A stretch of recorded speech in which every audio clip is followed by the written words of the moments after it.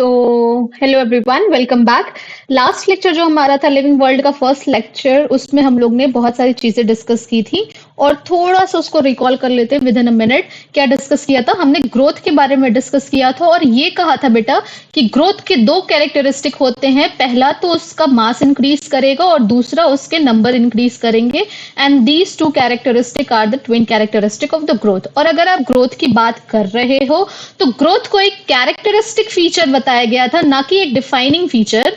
क्यों? क्योंकि ग्रोथ में बहुत सारे एक्सेप्शन हैं, जैसे कि आप इसे नॉन लिविंग थिंग और लिविंग थिंग दोनों में पाया जा सकता है ये, ठीक है।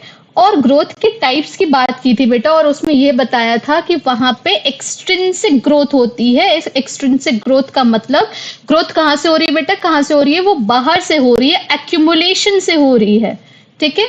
बाहर से कोई सब्सटेंस क्या हो रहा है, वो एक्यूमुलेट हो रहा है। और दूसरी जो थी that is intrinsic. Intrinsic growth थी, और इंट्रिंसिक ग्रोथ का मतलब क्या था बेटा? वो अंदर से हो रही है, वहां पे बहुत सारे सेल्स होंगे जो कि प्रोट्रूड करेंगे, प्रोलिफरेट करेंगे, डिवाइड करेंगे और उसके बाद वो ग्रो करवाएंगे।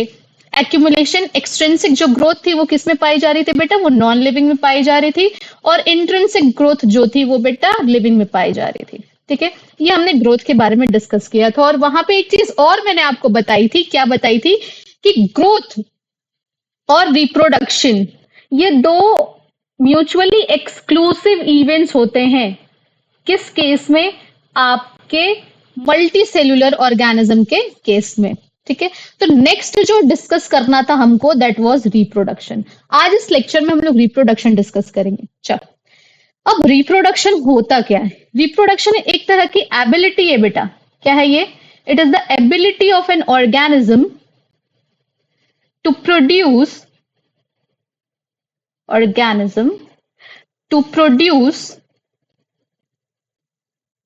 ऑफ स्प्रिंग, ठीक है। अपने ही जैसे अपने छोटे छोटे नन्हे नन्हे ऑफ स्प्रिंग्स को वो प्रोड्यूस करते हैं ऑफ इट्स ओन काइंड, जो उनकी तरह ही दिखें, उनकी तरह ही दिखें। ऐसा नहीं होता है बेटा कि आपका मान लो एक डॉग है, ठीक है। डॉग का बेबी डॉग की तरह ही दिखेगा, कैट नहीं बन जाएगा, ठीक है। काऊ की बेबी काऊ की तरह ही दिखेगी, भले से वो छोटी है, काफ कहलाती है, तो वो काऊ की तरह ही दिखेगी मॉर्फोलॉजिकली। ओन काइंड का मतलब क्या है बेटा? मॉर्फोलॉजिकली सेम हो सकते हैं, मॉर्फोलॉजिकली सेम होते हैं, ठीक है। तो मैम जेनेटिकली, जेनेटिकली बेटा जेनेटिकली वो सेम हो भी सकते हैं और नहीं भी हो सकते हैं। Genetically they may be same और they may not be same, may not be same, ठीक है। उसे हम लोग क्या बोलते हैं? रिप्रोडक्शन। जैसे ह्यूमंस के बेबी कैसे दिखते हैं? ह्यूमंस की तरह दिखते हैं। ऐसा नहीं होता है बेटा कि आप जो है एक हॉर्स को ले लो और एक काऊ, एक हॉर्स के बच्चे को ले लो, एक काऊ के बच्चे को ले लो और उन दोनों कंपेयर करवाओ, बताओ कि ये दोनों किसके बच्चे? ऐसा नहीं होता है। हॉर्स का बेबी हॉर्स की तरह ही दिखेगा, काऊ की बेबी काऊ की तरह ही दिखेगी, ठीक है। ओके, अब रिप्रोडक्शन जो होता है बेटा वो बेसिकली दो तरह का होता है। कौन कौन सा? सबसे पहला एसेक्सुअल रिप्रोडक्शन, आप लोग क्लास 10 से पढ़ते आ रहे हो ये सारी चीजें। और दूसरा है सेक्सुअल रिप्रोडक्शन। क्या होता है ये? क्या होता है? एसेक्सुअल रिप्रोडक्शन की अगर हम बात करें बेटा, तो इसमें सिंगल पेरेंट इन्वॉल्व होते हैं, सिंगल पेरेंट इज इन्वॉल्व, ठीक है। सेक्सुअल में दो पेरेंट इन्वॉल्व होते हैं, टू पेरेंट्स आर इन्वॉल्व, ठीक है। एसेक्सुअल रिप्रोडक्शन में क्या होता है बेटा कि जो आपका इंडिविजुअल प्रोड्यूस होता है, जो ऑफस्प्रिंग होता है, वो आइडेंटिकल होता है। ध्यान दीजिएगा बेटा, ऑफस्प्रिंग कैसा होता है? आइडेंटिकल होता है। किसके? It is identical to its parent. और इसी आइडेंटिकल ऑफस्प्रिंग को आप लोग क्या बोलते हो? इसको बोलते हो क्लोन। समझ में आई ये बात? तो क्लोन क्या है? क्लोन कुछ और नहीं बल्कि एक तरह का ऑफस्प्रिंग है जो कि एसेक्सुअल रिप्रोडक्शन से प्रोड्यूस किया गया है, और जेनेटिकली या मॉर्फोलॉजिकली, जेनेटिकली भी और मॉर्फोलॉजिकली भी, मॉर्फोलॉजिकली भी ये आइडेंटिकल होता है अपने पेरेंट के। ठीक है। अच्छा, सेक्सुअल रिप्रोडक्शन में जो ऑफस्प्रिंग होते हैं बेटा, the offsprings, they are same, they are same but not identical, but not identical. अब इसका मतलब क्या मैम? इसका मतलब ये बेटा कि जो सेक्सुअल रिप्रोडक्शन के ऑफस्प्रिंग होते हैं वो मॉर्फोलॉजिकली तो सेम होते हैं, मतलब एक जैसे तो दिखते हैं, जैसे मैंने अभी दिखाया था आपको। मॉर्फोलॉजिकली क्या होते हैं? सेम होते हैं, एक जैसे दिखेंगे। लाइक एक ह्यूमन का बेबी ह्यूमन की तरह दिख रहा है, काऊ के बेबी काऊ की तरह दिख रहा है, लेकिन उनका जो जेनेटिक कॉम्पोजिशन होता है बेटा, क्या बोला मैंने? जेनेटिक कॉम्पोजिशन जो होता है वो डिफरेंट होता है। ठीक है। यहां पे क्या था? यहाँ पे जेनेटिकली और मॉर्फोलॉजिकली क्या थे? सेम थे।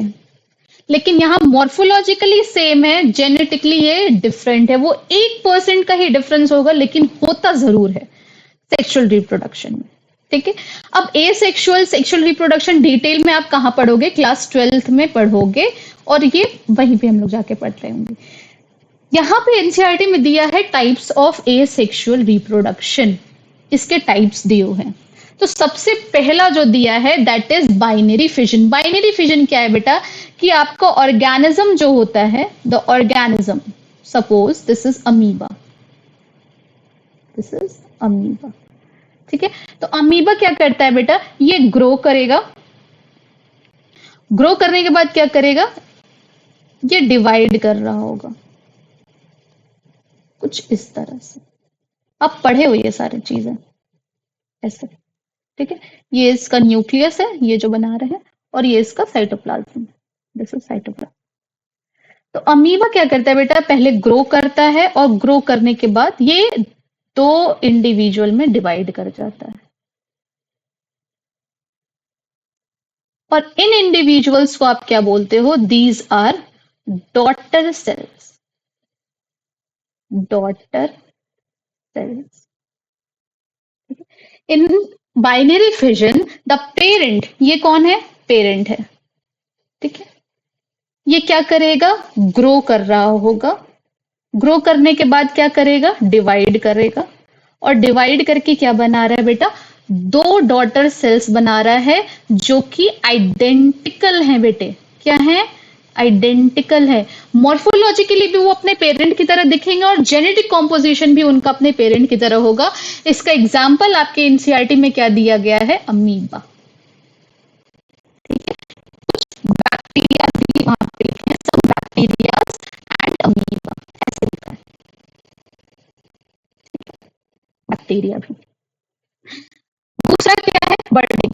बर्डिंग की जब आप बात करते हो बेटा, तो आपके दिमाग में ये आता है, इसका नाम है ईस्ट। ये ईस्ट है।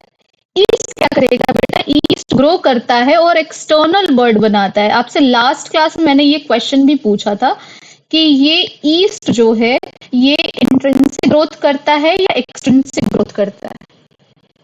कमेंट सेक्शन में बताना आप लोग। ठीक है। ईस्ट जो है वो दोनों तरह का ग्रोथ शो करता है बेटा। देखो ये पेरेंट है, पेरेंट ईस्ट, पेरेंट ईस्ट। ठीक है। और ये सारे जो यहां से यहां तक हैं, इनको हम बोलते हैं बर्ड्स। अब ये बर्ड्स क्या करेंगे? ये ग्रो करेंगे, बर्ड्स क्या करेंगे? ग्रो करेंगे, और छोटे छोटे बर्ड्स जो हैं वो जमीन पे गिर जाएंगे और नया ऑफस्प्रिंग जनरेट करेंगे। These are daughter, daughter birds, this is parent. ठीक है। देखो अगेन ईस्ट क्या किया? ग्रो किया, ग्रो करने के बाद ये बर्ड बनाया, बर्ड बनाने के बाद ये बर्ड्स क्या किए? बर्ड्स डी अटैच हो गए, डी अटैच हो गए, और ये जो बर्ड्स हैं ये again this will form new east, new east. Grow किया और रिप्रोड्यूस किया। बाइनरी फिजन में क्या हुआ? ग्रो किया, रिप्रोड्यूस किया। बडिंग में क्या हुआ? ग्रो किया, रिप्रोड्यूस किया। दूसरा एग्जाम्पल जो आपका बडिंग का दिया है बेटा, that is hydra, that is hydra. यहाँ पे अगर आप देख पा रहे होगे ये हाइड्रा है बेटा, ये इसके टेंटिकल्स हैं। क्या है ये? टेंटिकल्स। ठीक है, these are tentacles of hydra, ऐसे ही रहता है ये जो साइड में आप छोटा सा देख रहे हो स्ट्रक्चर, ये बर्ड है हाइड्रा का। This is bird of hydra. ठीक है, आपके एनसीईआरटी में जो दो एग्जाम्पल दिए हैं उसमें सबसे पहला है ईस्ट, बडिंग इन ईस्ट, दूसरा एग्जाम्पल दिया है बडिंग इन हाइड्रा। ठीक, ओके, नेक्स्ट क्या दिया है? Asexual spore. एसेक्सुअल स्पोर बेटा आप यहाँ पे देख रहे होगे फंजाई में। कहाँ देखोगे? फंजाई में। कैसे होते हैं ये? नॉन मोटाइल स्पोर होते हैं, नॉन मोटाइल स्पोर्स होते हैं। नॉन मोटाइल स्पोर का क्या मतलब होता है बेटा? कि ये स्पोर जो है ये पेरेंट बॉडी पे बॉन्ड करते हैं और खुद से ट्रेवल नहीं कर पाते हैं। पेरेंट बॉडी पे ये बॉन्ड करते हैं, खुद से ट्रेवल नहीं कर पाते हैं। इनको ट्रेवल कराने के लिए कोई एक्सटर्नल एजेंट चाहिए होता है, जैसे कि विंड, जैसे कि विंड।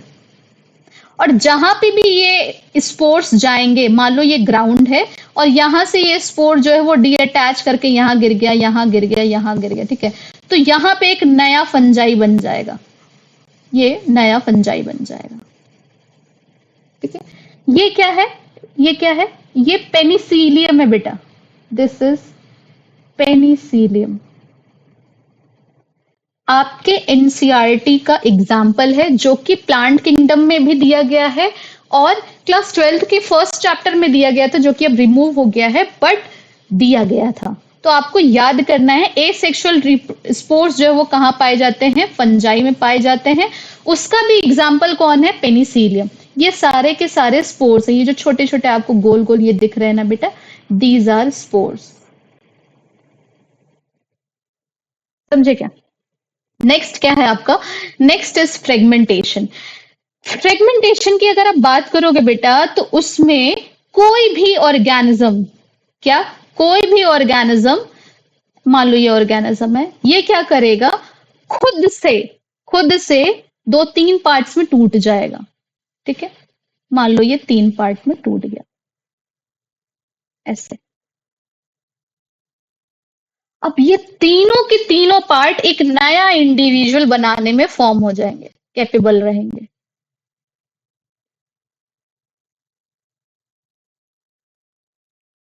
इसका एग्जाम्पल क्या है? इसका एग्जाम्पल जो है बेटा, दैट इज स्पाइरोगैरा। स्पाइरोगैरा। स्पाइरोगैरा क्या है बेटा? What is spirogyra? It is a filamentous algae. It is a filamentous algae. आपके एनसीईआरटी में लिखा गया है कि फ्रेगमेंटेशन किसमें किसमें पाया जाता है? फिलामेंटस एल्गी में पाया जाता है, जिसका एग्जाम्पल है स्पाइरोगैरा। दूसरा फंजाई में भी पाया जाता है। कुछ लोअर क्लास के फंजाइज होते हैं फाइकोमाइसिटीज वाले, जो कि फ्रेगमेंटेशन शो करते हैं। ठीक है, उसके बाद प्लेनेरिया में भी लिखा है। ये बहुत कंट्रोवर्शियल होता है और इस पे आपको बहुत ज्यादा ध्यान देने की जरूरत है। वहां पे एक स्टेटमेंट लिखी है बेटा, क्या स्टेटमेंट लिखी है और दिखाते हैं। ये देखो, यहाँ पे आ जाओ। यहाँ पे एक स्टेटमेंट लिखी है कि प्लेनेरिया में, फ्लैटफॉर्म्स में we observe true regeneration, that is a fragmented organism regenerate the lost part of its body and becomes a new organism. मतलब प्लेनेरिया में आपका ट्रू रीजेनरेशन तो है और उसी को उसने कभी कभी फ्रेगमेंटेशन भी कहा है। इसका क्या मतलब है, आइए देखते हैं। अच्छा देखो, यहाँ पे मैंने अभी आपको बताया कि फ्रेगमेंटेशन में क्या होता है कि जो ऑर्गेनिज्म होता है वो खुद ब खुद टूटता है, लेकिन लेकिन रीजेनरेशन में क्या होता है? ये रीजेनरेशन में जो ऑर्गेनिज्म होता है, जैसे मान लो ये प्लेनेरिया है, ये क्या है? प्लेनेरिया है। ये क्या करता है बेटा? ये अपने लॉस्ट पार्ट को, क्या? लॉस्ट पार्ट को रीजेनरेट करता है, रीजेनरेट करता है। फॉर एग्जाम्पल, आप छिपकली देखे होगे, लिजर्ड, हाँ वही जिससे सबको डर लगता है। सबको क्या? हम लड़कियों को। चलो, लिजर्ड देखोगे आप। लिजर्ड मेरे से बनती नहीं है, बट कोशिश करते हैं इसको बनाने की। कुछ ऐसे ही दिखती है। Hello, hi, I am lizard. कुछ ऐसे दिखती है बात। ये देखो बेटा, वाह, बहुत सुंदर। ये है हमारी लिजर्ड। ठीक है। अब लिजर्ड में क्या होता है बेटा, कभी कभी देखोगे लिजर्ड ना बहुत तेज से जब भागती है, आपातकालीन स्थिति में, इमरजेंसी कंडीशन में, जब वो बहुत तेज से भागती है और वो कहीं फंस गई, ठीक है, तो वो क्या करती है, अपने टेल का पीछे वाला जो हिस्सा है उसे वहीं पे छोड़ देती है, टूट जाता है। ये क्या करता है, टूट जाता है या खुद ब खुद तोड़ देती है। तो क्या हो जाता है, फिर सब लोग बोलते हैं कि अरे ये जो छिपकली है इसका पूंछ कटा हुआ है, इसको पूंछ कट्टी बोलते हैं। नहीं बेटा, ऐसे नहीं बोला जाता। वो जो छिपकली होती है ना, वो वहां से जरूर उसका पूंछ जो होता है वो कट जाता है, वो क्या कर जाता है, लॉस्ट पार्ट है ये। The tail is lost. हाँ, इसी छिपकली को हम पूंछकट्टी बोलते हैं। अब क्या करेगी ये छिपकली, इस छिपकली के पूंछ के यहाँ पे, इस वाले हिस्से पे बहुत सारे टोटीपोटेंट सेल्स होते हैं। ये सब आपको धीरे धीरे समझ में आएगा। ठीक है, क्या होते हैं, टोटीपोटेंट सेल्स होते हैं। और वो सेल्स क्या करते हैं, धीरे धीरे धीरे धीरे इस छिपकली की पूंछ को रीजेनरेट करते हैं। रीजेनरेटिंग टेल, रीजेनरेटिंग टेल, ये होता है रीजनरेशन। रीजनरेशन में क्या होता है बेटा, कि आपका ऑर्गेनिज्म जो है वो लॉस्ट पार्ट को रीजनरेट करता है। अगर आप प्लेनेरिया का केस लेते हो बेटा, तो प्लेनेरिया में अगर इसका हेड या इसका टेल या इसका ट्रंक, ये तीनों बॉडी में से कुछ भी लॉस हो जाए, तो प्लेनेरिया जो है वो पूरा का पूरा नया ऑर्गेनिज्म बना देता है। इसलिए इसमें हम कहते हैं कि यहाँ पे ट्रू रीजेनरेशन है। ट्रू रीजेनरेशन का मतलब प्लेनेरिया पूरा का कंप्लीट ऑर्गेनिज्म बना देता है, कंप्लीट ऑर्गेनिज्म बना देता है, इसलिए हम इसको कहते हैं ट्रू रीजेनरेशन। समझ में आया कि हेड जो है वो नीचे का सारा पार्ट बना देगा, ट्रंक जो है ऊपर हेड बना देगा, नीचे टेल बना देगा, और अगर टेल है आपके पास तो ऊपर का पूरा ट्रंक और हेड भी बन जाएगा। इसलिए प्लेनेरिया में कहा जाता है कि प्लेनेरिया को अगर आप काट दो, फ्रेगमेंट बना दो, इसका क्या बना दो, फ्रेगमेंट बना दो, तो भी ये प्लेनेरिया क्या करेगा, अपने आप को पूरी तरह से रिप्रोड्यूस कर लेगा। पूरी तरह से क्या कर लेगा, रिप्रोड्यूस कर लेगा। और इसीलिए कहा जाता है कि सिर्फ प्लेनेरिया ही है, या फ्लैटफॉर्म्स आप कह लीजिए, वहां पे ट्रू रीजेनरेशन फाउंड होता है। और आपकी एनसीईआरटी में जो अभी लाइन दिखाई थी मैंने प्लेनेरिया वाली, वहां पे यही लिखा गया है कि प्लेनेरिया बेटा, प्लेनेरिया जो कि प्लेटफॉर्म से बिलोंग करता है, उसमें ट्रू रीजेनरेशन होता है। मतलब अगर उसका बॉडी फ्रेगमेंट हो गया, उसके किसी भी पार्ट का लॉस हो गया, तो वो एक पूरा नया ऑर्गेनिज्म बना देगा, न्यू ऑर्गेनिज्म। समझ में आया, समझ में आया। लेकिन लेकिन रीजेनरेशन का एग्जैक्ट मतलब क्या होता है, एग्जैक्ट मतलब सिर्फ और सिर्फ लॉस्ट पार्ट को रीजेनरेट करना है। समझ में आया, वेरी गुड। आई, फ्रेगमेंटेशन और रीजेनरेशन में डिफरेंस क्या है बेटा, ये जानना जरूरी है। फ्रेगमेंटेशन की अगर आप बात करते हो तो ये सेल्फ इंड्यूस्ड फिनोमेना है। कैसा है, सेल्फ इंड्यूस्ड फिनोमेना।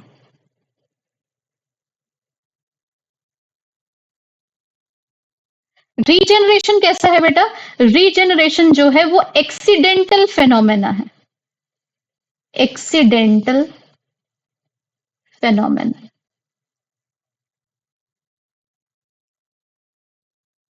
समझे।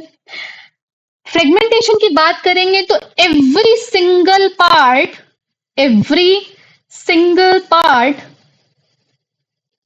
Will generate new individual. एक नया इंडिविजुअल को फॉर्मेशन करने में सक्षम होता है हर एक पार्ट। लेकिन अगर आप रीजेनरेशन की बात कर रहे हो तो जो सिंगल पार्ट है, एवरी सिंगल पार्ट मे और may not develop into a new organism, may develop or may not develop into a new organism.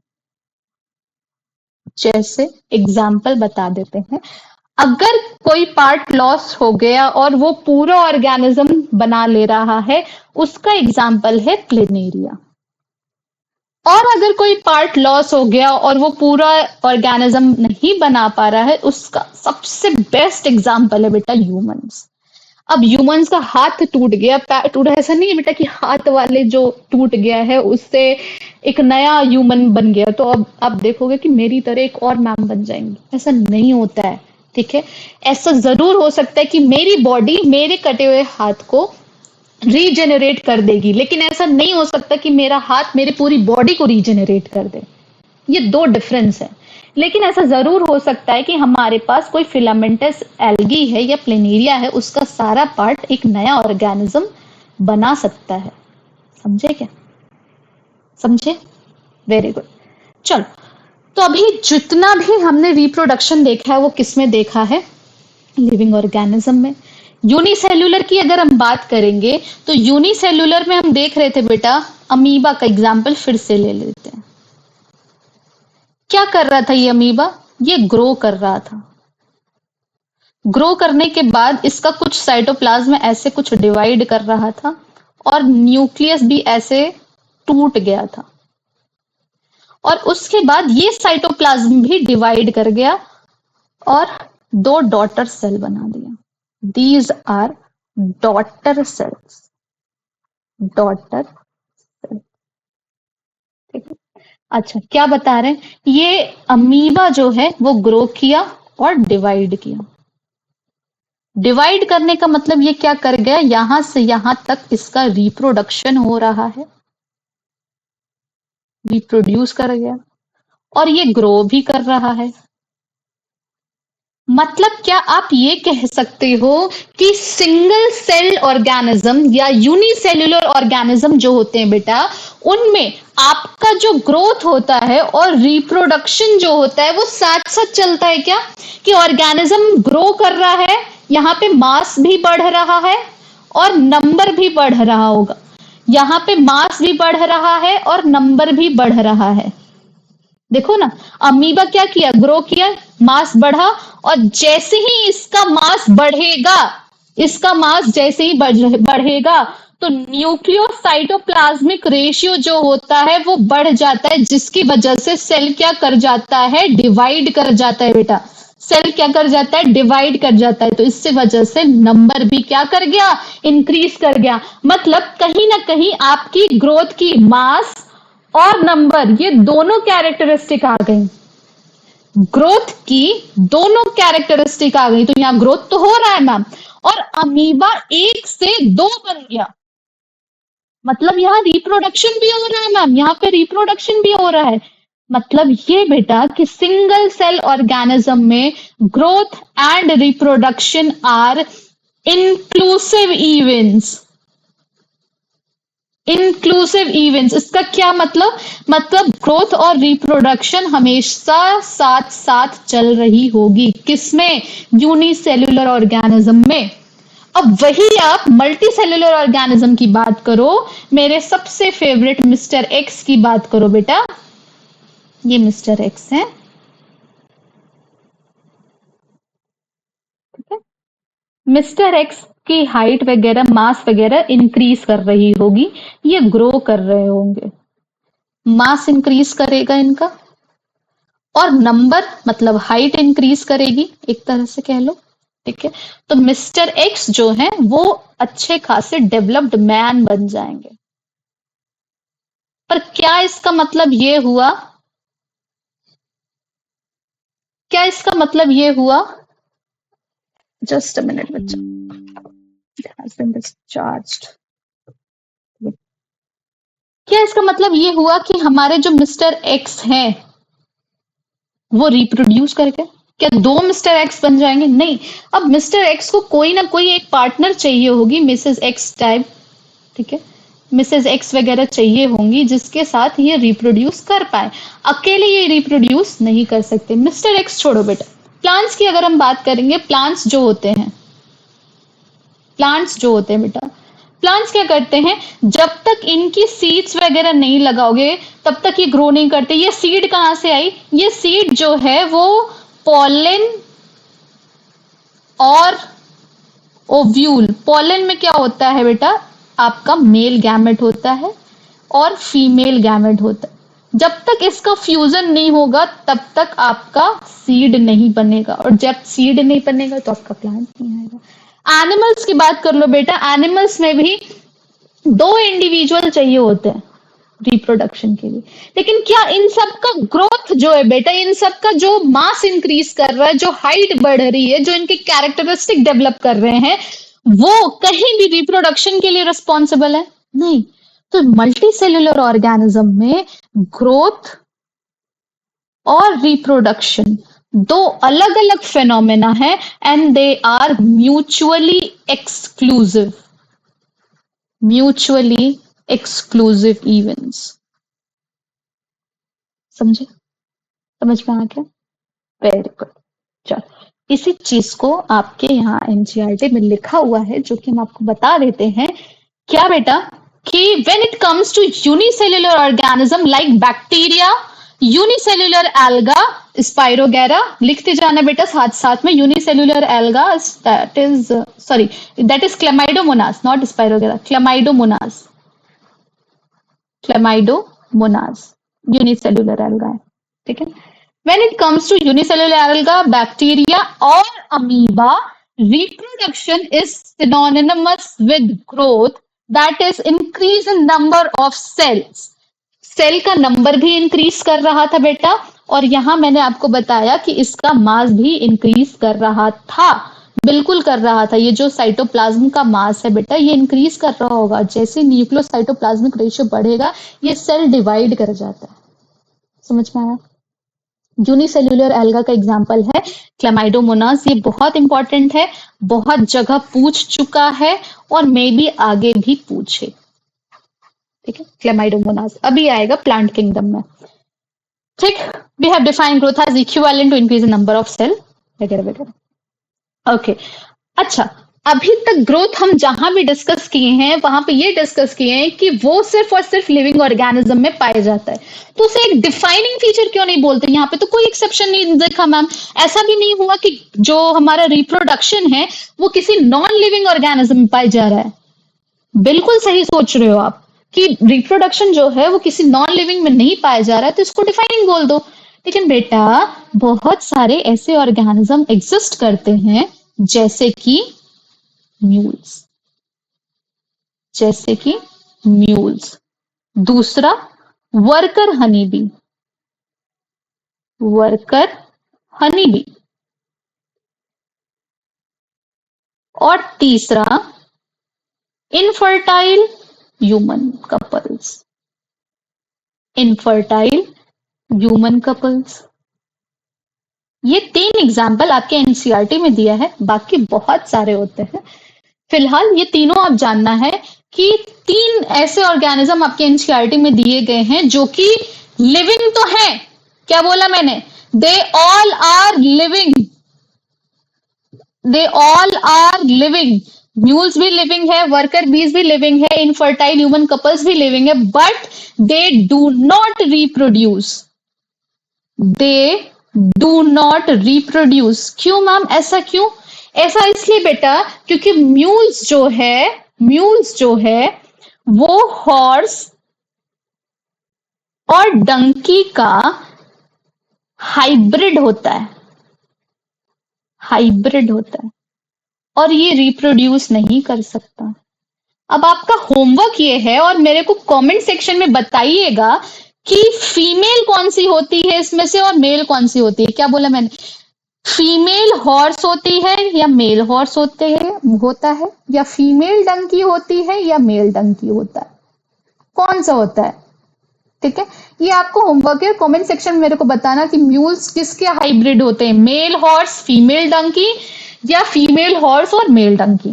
This is your homework and please mention it the comment section. Okay, दूसरा आता है worker honey bee. ये होते हैं sterile. क्या होते हैं ये? स्टेराइल। मैम आप यहाँ पे 2 वर्ड्स बताएं, कौन कौन से वर्ड्स? पहला आप बताए स्टेराइल, हाँ बेटा। दूसरा आप बताए इनफर्टाइल, बिल्कुल। अब ये दोनों क्या होता है, इसका डिफरेंस समझो, बहुत जरूरी है। स्टेराइल का मतलब सीधा सा समझना बेटा, स्टेराइल का सिंपल सा मतलब होता है कि आपके पास सेक्स ऑर्गन्स एब्सेंट है। और जब आपके पास सेक्स ऑर्गन्स ही एब्सेंट है तो आपका गैमेट फॉर्मेशन नहीं होगा, गैमेट फॉर्मेशन नहीं होगा। अब गैमेट ही नहीं बन रहा है बेटा तो फर्टिलाइजेशन कहां से होगा? बिल्कुल, वेरी गुड, फर्टिलाइजेशन भी नहीं होगा। समझ में आया? मतलब वो ऑर्गेनिज्म रिप्रोड्यूस नहीं कर पाएगा। समझ में आया? ये होते हैं स्टेराइल। स्टेराइल का मतलब होता है ना तो उसके पास प्राइमरी सेक्स ऑर्गन्स है, लाइक टेस्टिस, इन ह्यूमंस हम बात करें टेस्टिस और ओवरी।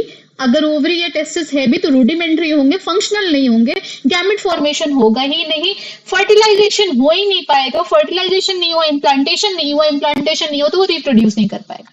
इनफर्टाइल में क्या होता है बेटा, सेक्स ऑर्गन्स प्रेजेंट होते हैं। हाँ, सेक्स ऑर्गन्स क्या होते हैं, प्रेजेंट होते हैं।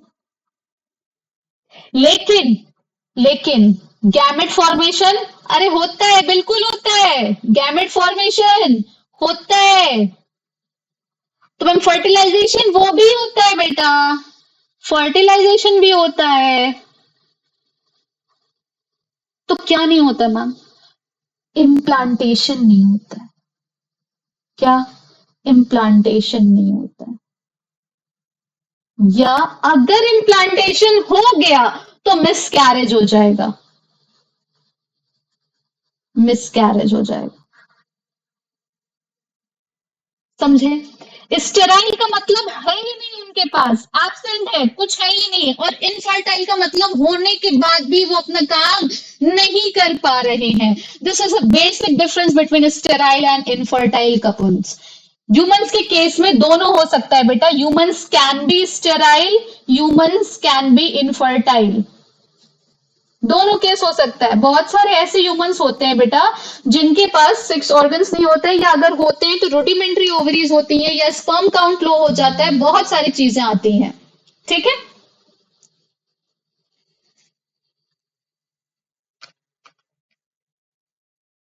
बहुत सारी चीजें आती हैं। And then is getting charge I guess. ठीक है, एंड देन इनफर्टाइल में क्या होता है बेटा कि सेक्स ऑर्गन्स भी होते हैं, गैमेट फॉर्मेशन भी होता है, फर्टिलाइजेशन भी हो जाता है, बट कंडीशन फेवरेबल ही नहीं हो पाती है कि वो कंसीव कर पाए, इम्प्लांटेशन हो पाए। या अगर हो भी गया इम्प्लांटेशन तो बहुत सारे डेमोग्राफिक कंडीशंस की वजह से मिसकैरेज हो जाता है, तो उसे बोलते हैं इनफर्टाइल। तो यहाँ पे जो मैंने यहाँ पे डिस्कस किया था कि वर्कर हनी बी कैसे होते हैं, स्टेराइल होते हैं बेटा। कैसे होते हैं? स्टेराइल। मतलब ये मेरे बेटे कि जो वर्कर बी देख रहे हो इनके पास सेक्स ऑर्गन ही नहीं होते कि रिप्रोड्यूस कर पाए, तो कौन करता होगा? ये क्वीन करती है, क्वीन करती है। ठीक है, अभी आगे पढ़ोगे पार्थेनोजेनेसिस में इन तीनों के बारे में। इनफर्टाइल कपल्स या स्टेराइल ह्यूमन कपल्स वो होते हैं, इनफर्टाइल ह्यूमन कपल्स वो होते हैं जिनके पास सेक्स ऑर्गन तो होता है बट वो रिप्रोड्यूस नहीं कर पाते हैं। ठीक है, स्टेराइल ह्यूमन कपल्स भी इसके एग्जाम्पल हो सकते हैं। इस वजह से हम लोग रिप्रोडक्शन को एक कैरेक्टरिस्टिक फीचर बोलते हैं, ना कि एक डिफाइनिंग फीचर। यहां पे लिखा हुआ है एनसीईआरटी में, do not there are many organisms which do not reproduce such as mule, sterile, worker bees, infertile human couples, hence reproduction also cannot be an inclusive defining feature of living organism। इस वजह से, क्यों? क्योंकि reproduction क्या show कर दिया बेटा, reproduction क्या शो कर दिया? एक्सेप्शन शो कर दिया मैम, एक्सेप्शन। बहुत सारे ऐसे लिविंग ऑर्गेनिज्म हैं जो रिप्रोड्यूस नहीं कर पा रहे हैं, और उन्हीं लिविंग ऑर्गेनिज्म के लिए आईवीएफ जो टेक्नोलॉजीज होती है वो किसके लिए होती है? स्टेराइल के लिए होती है कि इनफर्टाइल के लिए? दिमाग लगाओ, इनफर्टाइल के लिए होती है बेटा। इनफर्टाइल की उनका कंडीशन वगैरह फेवरेबल करवा दो, या अगर गैमेट्स वगैरह प्रोड्यूस हो रहा है और वो कंसीव करने के लिए नहीं रेडी है तो गैमेट्स बाहर लेके इन विट्रो फर्टिलाइजेशन करवा दो।